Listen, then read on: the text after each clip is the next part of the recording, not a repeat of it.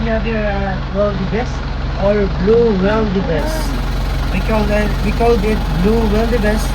If maigo siya, if matamaan po siya sa direct sunlight, magbo-blue. And also just known as the crown of African Savannah, because during mating season monster, they will form a circle po, and the male wildebeest will perform dance to impress female ones. Fan po basketball team, sir, muna siya ang logo sa Milwaukee Bucks. Yes, female lang sila kanang sir. Ang male na Milwaukee Bucks, ano ba yun sila? And under they get, the stinker will come.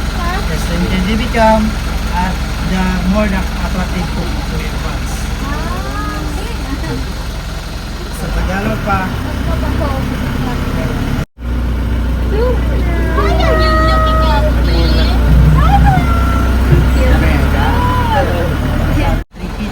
or 1 meter long. Their weight can reach up to 400 to 1,000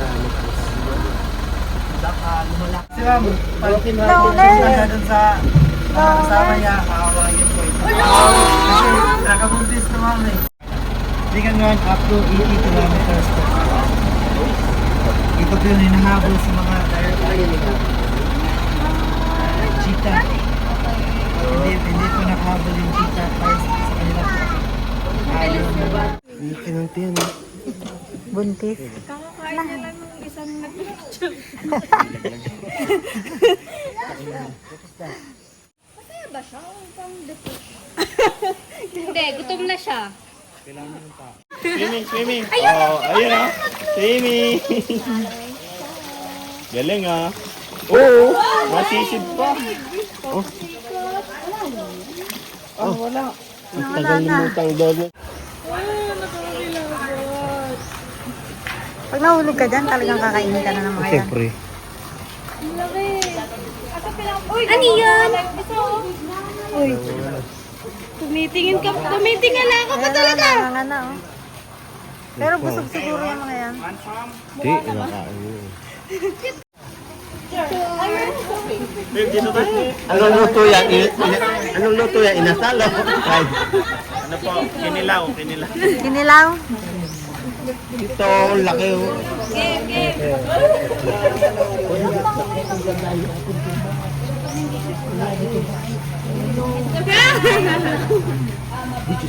Malaglag? Hey! One. Sugar. Ano itong kanya? Mahirapan ako. Yan. Ito, nakangana na. Ang tagal. Latsa yan. Ito? Baksak mo lang. Yan, yan. Sengkong mo. Nagagalit. Hindi, steady lang dito sa ganito niya. Parang gusto kong mag-uwi ng isa. I-bag mo yun. May snap kaya yan? Hindi may snapin tayo. Tira. Ayun pa, isa. Come here. Yan na, Nice. Come here. Woohoo! Doon, come here. Sinama ko, babe. Come here. Haba ng leg. Kakain Abot siya. ka niyan. Ala, kinain niya yun. Abot niya. Bilang ka na yun. Sana, oy, matangkad. Yan na. That's why they grow there. Pag lumapit niya rito, abot tayo niyan. Ano hindi? Ang haba ng leg eh. Grabe yung ano. Gano'n naman yung cellphone ko. Naka-60. Naka-4K 60.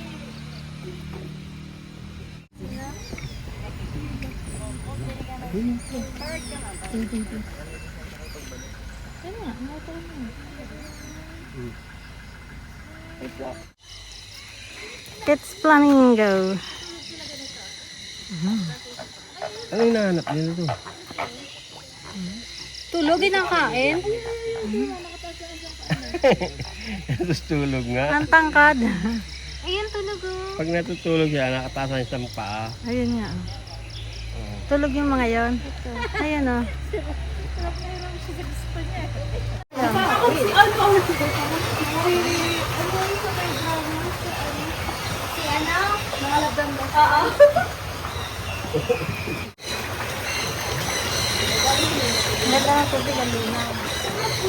These animals are not albino. Introducing our host for today, Miss Jel. Hi, mabuhay! Good afternoon, ladies and gentlemen. Welcome to Cebu Safari and Adventure Park. Once again, I am Miss Jel, and I'll be your host for today. Now, before we start, let's all welcome our umbrella cockatoo named Sophie. So Sophie is here to tell us something. Welcome to the Safari Cruise Show.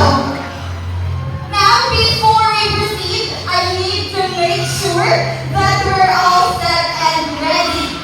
So, on the count of three, I want to hear the loudest roar of a lion.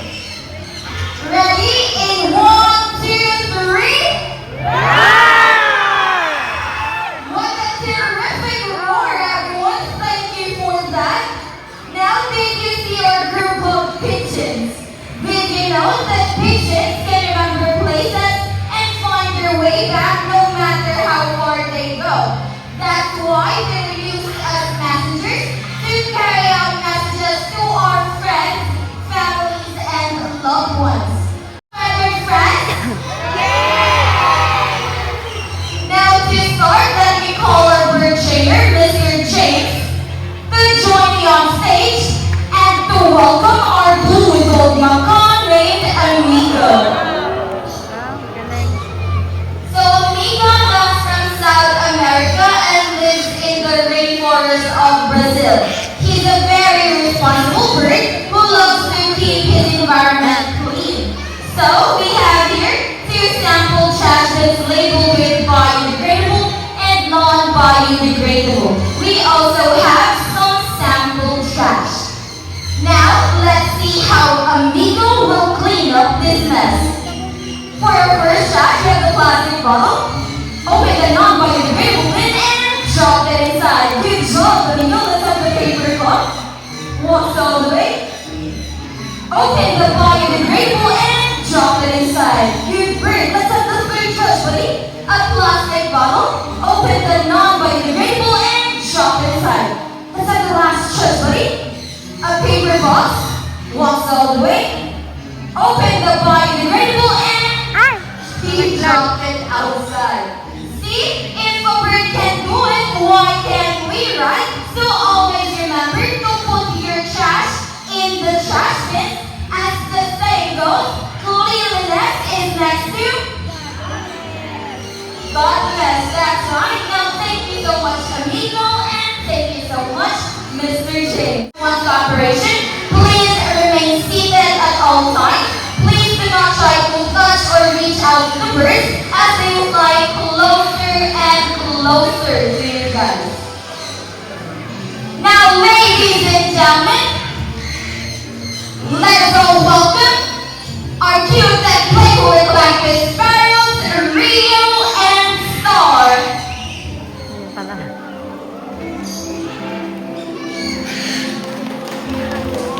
So the collective sparrows are dimorphic type of birds, which means you can easily identify if it's a male or female just by looking at its color. Male eclectus are bright green in color, just like Rio, while female eclectus sparrows are bright red in color, just like Star. Now these birds can live up to 30 to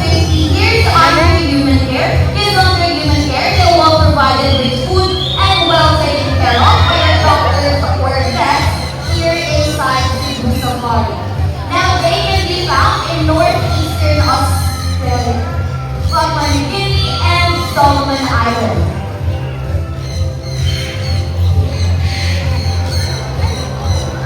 Now let's give a big round